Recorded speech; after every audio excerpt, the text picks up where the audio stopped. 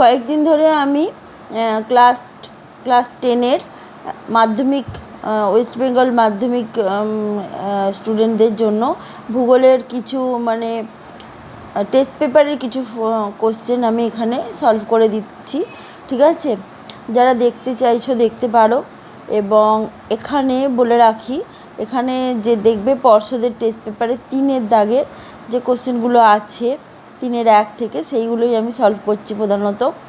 দেখো কোশ্চেন আসছি কোশ্চেনে। বাকসুন্ড কি? বাকসুন্ড আর ক্রেভাস দুটোই পর্বত আরোহীদের জন্য বিপজ্জনক। বাকসুন্ড হচ্ছে পর্বত গাত্র এবং হিমবাহের মধ্যে যে ফাটল থাকে তাকে বলে বাকসুন্ড।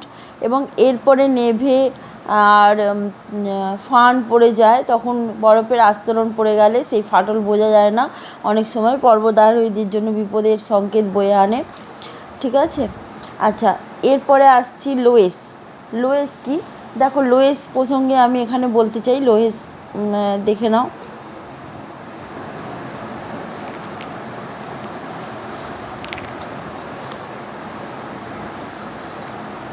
ঠিক আছে, লোয়েস দেখো, লোয়েস হচ্ছে মরুভূমি এবং মরুপ্রায় অঞ্চলের হলুদ ও ধূসর বর্ণের কোয়ার্টাস, ফেলসপার, ডলোমাইট অন্যান্য খনিজ সমৃদ্ধ শিথিল সূক্ষ্ম পলিকণার সঞ্চয়কে লোয়েস বলে, ঠিক আছে?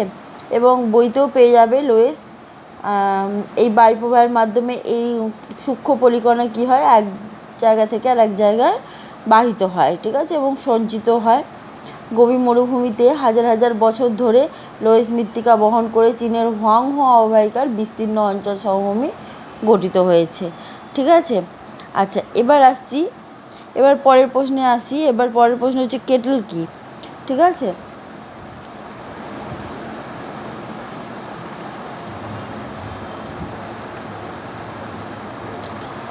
ঠিক আছে, দেখে নাও কেটল কি। আমরা সাধারণত দেখতে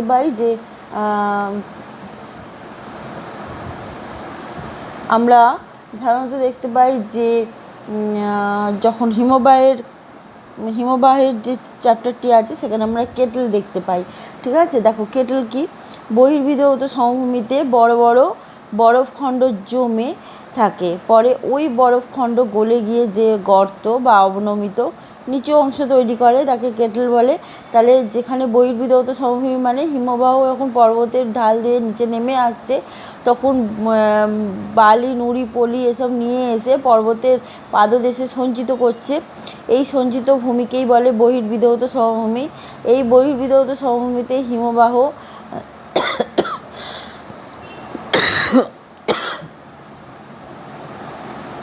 জল বরফ গলে গিয়ে গর্ত তৈরি করে, কেটেল বলে, ঠিক আছে? আচ্ছা, এবার দেখো আসছি অবঘর্ষ প্রক্রিয়া কাকে বলে। অবঘর্ষ প্রক্রিয়াতে আসো। অবঘর্ষ প্রক্রিয়া হচ্ছে প্রবাহমান হিমবাহের তলদেশে থাকা ভারী প্রস্তরখণ্ড যখন উপত্যকাকে ক্রমাগত আঘাত করে ক্ষয়প্রাপ্ত করে তখন তাকে অবঘর্ষ বলে। হিমবাহ কিন্তু উপত্যকাকে ক্রমাগত আঘাত করতে থাকে এবং একটা আঁচড় কাটার দাগও তৈরি হয় এই অবঘর্ষের ফলে।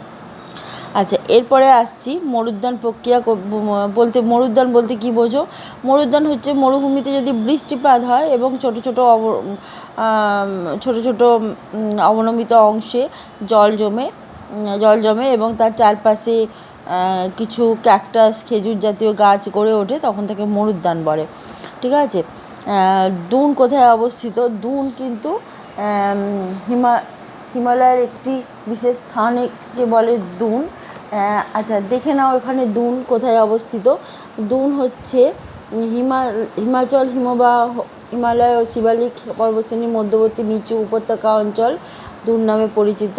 দেরাদুন, কোটা, চৌখাম বা পাটলি এগুলো হচ্ছে, আর দেরাদুন হচ্ছে ভারতের বৃহত্তম দুন উপত্যকা, ঠিক আছে?